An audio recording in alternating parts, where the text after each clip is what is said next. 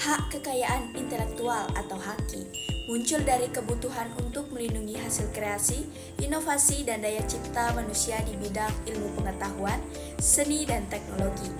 Konsep dasarnya adalah memberikan hak eksklusif kepada pencipta atau pemiliknya dalam jangka waktu tertentu sebagai imbalan atau usaha mereka dan untuk mendorong kreativitas serta investasi. Perkenalkan, nama saya Nima Derika Dwi Mahayani, nomor absen 31 dari kelas 11 kuliner 4. Adapun pengertian HAKI.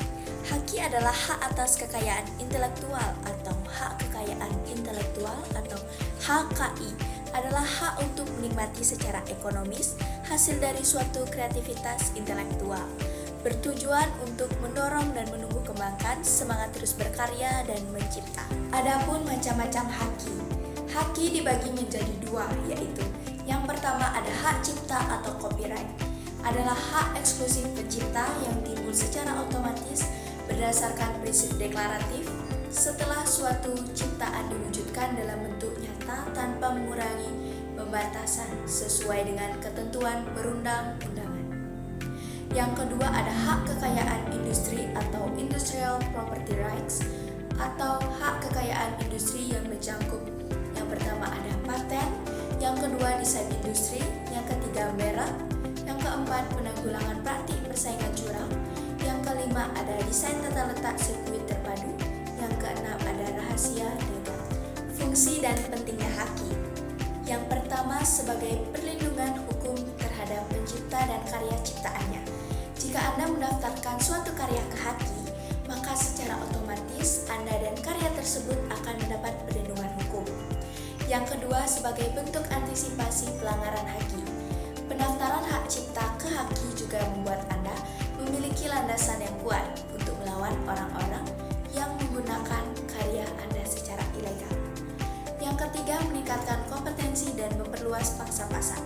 Tidak setiap orang mampu mengeluarkan kreativitasnya untuk menghasilkan karya. Dengan adanya HAKI, maka masyarakat akan termotivasi untuk berkarya. Yang keempat, memiliki hak monopoli.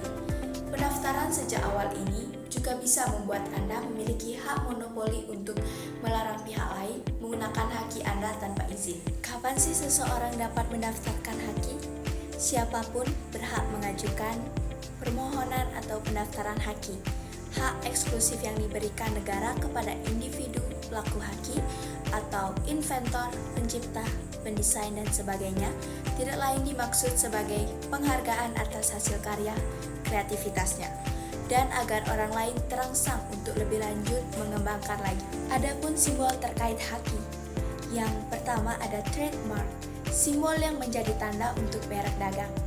Yang kedua ada service mark atau simbol dari kepemilikan HAKI yang digunakan untuk menandai suara tertentu. Yang ketiga ada registered mark atau tanda yang berarti mereka sudah terdaftar HAKI. Yang keempat ada copyright atau kepemilikan hak cipta. Adapun syarat mendaftar hak karya intelektual. Yang pertama, dengan adanya formulir permohonan.